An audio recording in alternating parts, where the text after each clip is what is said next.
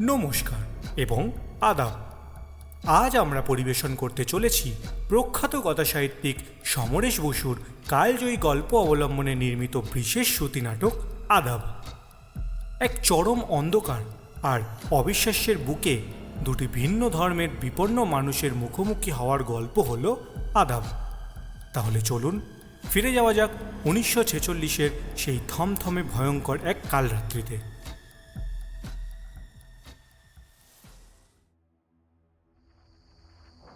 শহরে 144 ধারা, তার সঙ্গেই কারফিউ।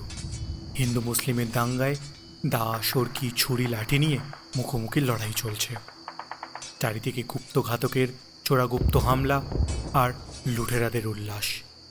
বস্তিতে বস্তিতে জ্বলছে আগুন, নারী শিশুর বীভৎস চিৎকার, তারই মাঝে দিকবিদিক জ্ঞান শূন্য হয়ে গুলি ছুটছে সৈন্যবাহিনীর গাড়ি।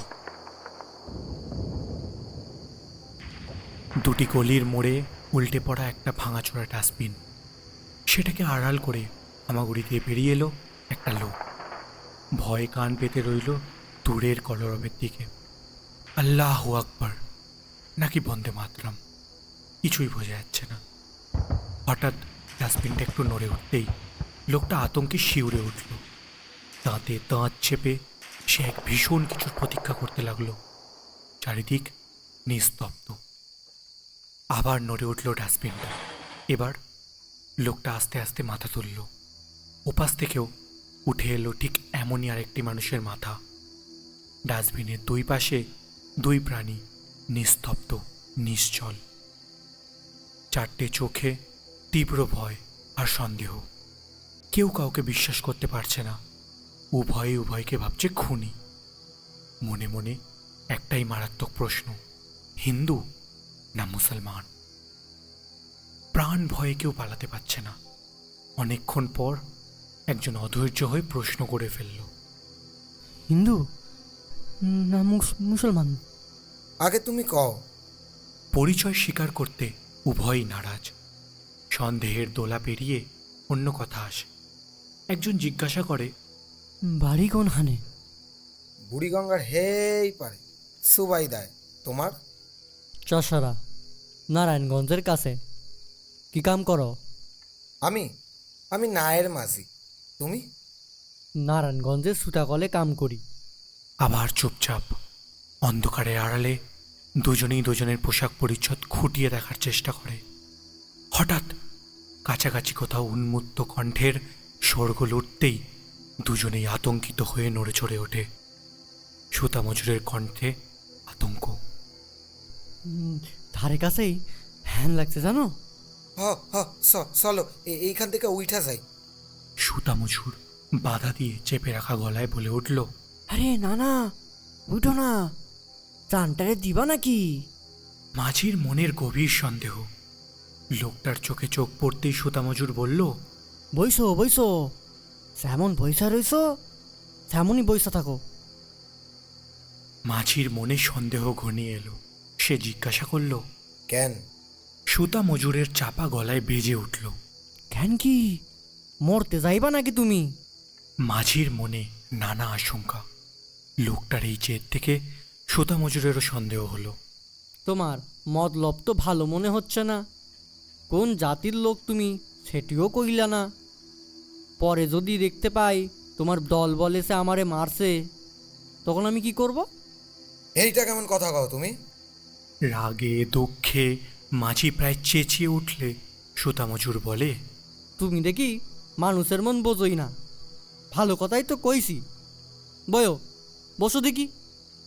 সুতা মজুরের গলায় আশ্বাসের সুর পেয়ে মাঝি বলল, তুমি সইলা গেলে আমি একলা থাকুম নাকি? শোরগোল মিলিয়ে যেতেই আবার মৃত্যুর মতো নিস্তব্ধতা।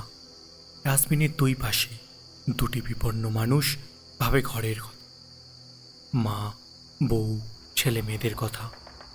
প্রত্যেকে হঠাৎ এক দাঙ্গা এসে সব রক্ত গঙ্গা বইয়ে দিল।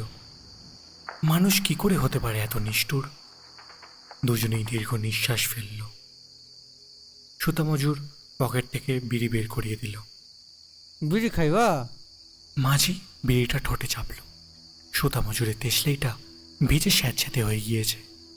বার কয়েক নীলচে ঝিলিক দিয়ে নেভে গেল।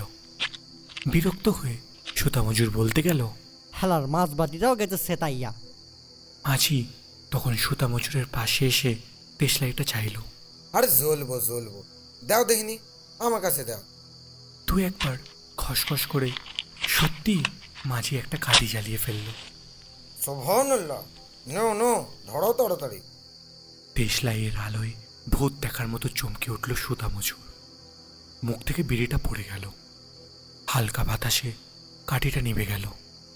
অন্ধকারের মধ্যে দুজোড়া চোখ অবিশ্বাস্যে বড় বড় হয়ে উঠল। মাঝি চট করে উঠে দাঁড়িয়ে বলল, হ, আমি মুসলমান। কি হয়েছে? কিছু হয় নাই, কিন্তু সুতামজুর ভয়ে মাঝির বগলের পোটলাটার দিকে তাকালে মাঝি বলল, অমন করে ড্যাব ড্যাব করে সে আসো কেন পুটুলির দিকে? ভয় নেই, এতে গোলা বারুদ নাই। পোলা মাইয়ার লেগে 2টা জামা আর একখানা শাড়ি। কাইলামাগো ঈদের পরব জানো। আর কিছু নাই তো। সুতামজুরের অবিশ্বাস থেকে মাঝি পোটলাটা বাড়িয়ে দিল। তখন সুতামজুর বলল, আরে না না ভাই, দেখুম আর কি। তবে দিনকালটা দেখছো তো, বিশ্বাস করন যায়? তুমিই কও। হেই তো হক কথাই। তা ভাই, তোমার আবার কিছু রাগ ঠাক নাই তো? ভগবানের কিরা কইরা কইতে পারি, একটি সুইও নাই। পরাণটা লইয়া এখন ঘরের পোলা ফিরা যাইতে পারলে হয়। দুজনে পাশাপাশি বসে নীরবে ধূমপান করতে লাগলো। কিছুক্ষণ পর মাঝি আত্মীয়ের মতো জিজ্ঞাসা করল, আইসা আইসা আমারে কইতে পারো নি এই মায়ের দইয়ের কাটাকুটি কি এর লেগা? সুতামজুর খবরের কাগজের সূত্র ধরে জবাব দিল, দোস্ত তোমাকে ওই লিগওয়ালাদেরই, তারাই তো লাগাইছে এইসব সংগ্রাম। কি জানি বাবা, কি এর নাম কইরা। মাঝি কটূক্তি করে সাধারণ মানুষের কষ্টের কথা তুলে ধরল। হে হিসাব আমি বুঝি না। আমি জিগাই মারামারি কইরা হইব কি? তোমাগো দুগা লোক মরব, আমাগো দুগা লোক মরব, তাতে দেশের উপকারটা কি হইব? আরে আমি তো ওই কথাই কই তোমায়। কি হইব বলো তো? কি আর হইব? হইব আমার এই কলাটা। হাতের বুড়ো আঙুল দেখিয়ে সুতামজুর নিচের ক্ষোভ ও ভগ্নিপতির মৃত্যুর কথা বলল। তুমি মরবা, আমি মরুন, আর আমাগো পোলা মাইলাগুলো ভিক্ষা করা বেড়াইব। এই গেলসনের রায়েটে আমার ভগ্নিপত কাইটা ছায়ের টুকরা কইলা মারলো জানো।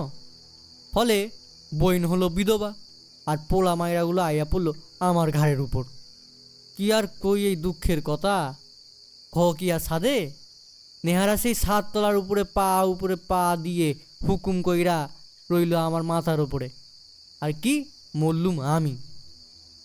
মানুষ না, মানুষ না, আমরা যেন কুত্তার বাচ্চা হইয়া গেছি। নাহলে এমন কামড়া কামড়ি লাগে কিসের লেগা? নিষ্ফল ক্রোধে মাঝি হাঁটু জড়িয়ে ধরলে সুতামজুর সায় দিল। হ, আমাগো কথা ভাবে কেডা?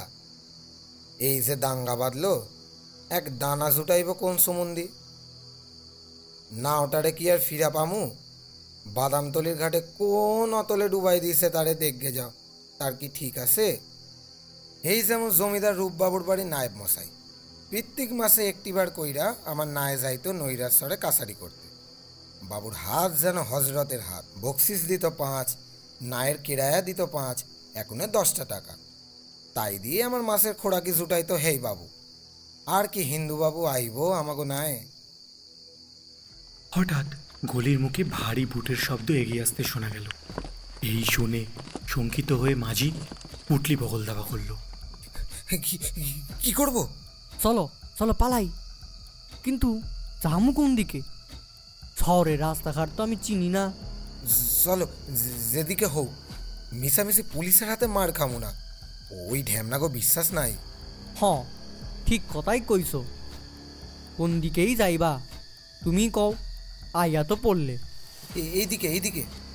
দক্ষিণ দিকের গলি লক্ষ্য করে তারা ঊর্ধ্বশ্বাসে ছুটল পাটুয়াটুলি রোডের দিকে। পিছনে ঘোড়ার ঘোরের শব্দ উঠতেই তারা সরু গলিতে আত্মগোপন করল। এক ইংরেজ অশ্বারোহী রিভলভার হাতে চলে যাওয়ার পর সুতামজুর বলল, কিনারে কিনারে চলা। রাস্তার ধার ঘেঁষে এগোতেই মাঝি চাপা গলায় বলল, খাড়াও, এদিকে আইও। কি হইল? পানের দোকানের আড়ালে নিয়ে সামনের দিকে ইঙ্গিত করলো মাঝি। এদিকে দেখো। সামনে ইসলামপুর ফাঁড়ির বারান্দায় বন্দুকধারী পুলিশ ও ইংরেজের অফিসার। মাঝি সুতামজুরকে থেকে যাওয়ার পরামর্শ দিয়ে বলল, ওইটা ওইটা ইসলামপুর ফাঁড়ি। আর একটু আগাইয়া গেলে ফাঁড়ির কাছে বাঁয়ের দিকে যে গলি গেছে, হেই পথ দিয়ে হইব আমাগো বাদামতলির ঘাট। তাই কইতাছি তুমি থাকো, ঘাটে গিয়া তোমার বিশেষ কাম হইব বলে আমার মনে হয় না। এইটা হিন্দুদের রাস্তা না, আর ইসলামপুর হইল মুসলমানদের। কাইল সকালে ওইটা বাড়ি যাইবাগা। তবে আমি আর কি করুম, আমি এখন সইলা যাইমু। মাঝির গলায় আশঙ্কা ও ঘরের মানুষদের জন্য আকুলতা। আমি না গেলেই না, ওই আট পেটা খাইয়া 8 দিন ঘরে কোনো রকম খিল গিন্না দিয়া থাকো।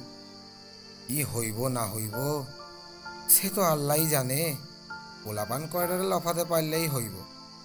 টাকা না পাই সাধারণ গাত হইয়া ঘুরুম। আরে না না মিয়া, করো কি? শুনলা শুনলা ওই গুলি গো আওয়াজ? হ্যাঁ, যাবে নাকি ওই ইংরেজগুলোর কাছে মূর্তি?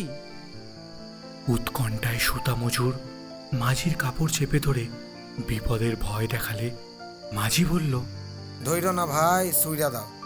মোরা না তুমি কাইন্দা শোনো। পোলামাইয়ারা সব আজই ঈদের চাঁদ হেরব। কত আশা কইরা রয়েছে তারা, নতুন জামা নিব, আমাগনে পোলা দুবা।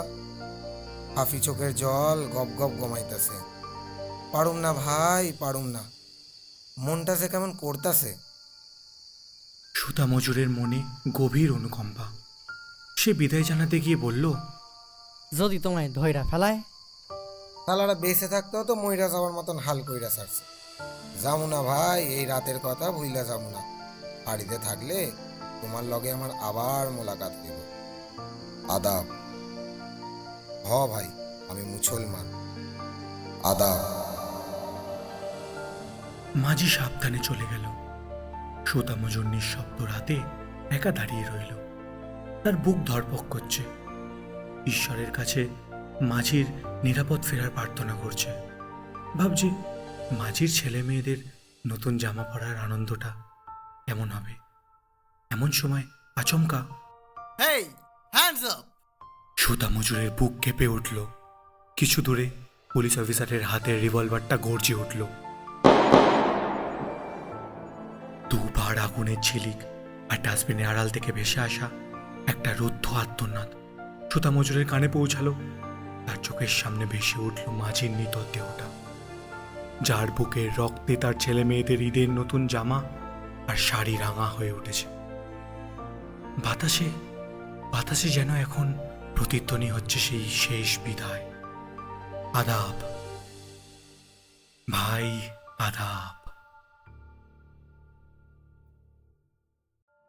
সমরেশ বসুর আদাব কেবল একটি দাঙ্গার গল্প নয়, এটি মানুষের তৈরি কৃত্রিম বিভেদের বিরুদ্ধে মানবতার এক চিরন্তন দলিল। আজকের এই নাটকের কোন চরিত্র কারা অভিনয় করেছে তা এক নজরে দেখে নেওয়া যাক। সূত্রধর এবং সমস্ত গল্প পরিচালনায় রয়েছেন নীল। সুতামজুর এবং গ্রাফিক ডিজাইনিং, এডিটিং এবং সাউন্ড এফেক্টের পিছনে রয়েছে আর্যমান। নয়া মাঝির চরিত্রে আছে রোহিত এবং পুলিশের চরিত্রে রয়েছেন সৌভিক। আমাদের আজকের পরিবেশনা এখানেই শেষ হলো। গল্পটি কেমন লাগলো তা আমাদের কমেন্ট করে জানাবেন। তারই সঙ্গে আমাদের চ্যানেলটা সাবস্ক্রাইব করে একটা লাইক দিয়ে আপনাদের বন্ধুদের সঙ্গে শেয়ার করতে ভুলবেন না। তাহলে দেখা হচ্ছে পরের কোনো গল্পতে। ততক্ষণ ভালো থাকবেন, সুস্থ থাকবেন। ধন্যবাদ।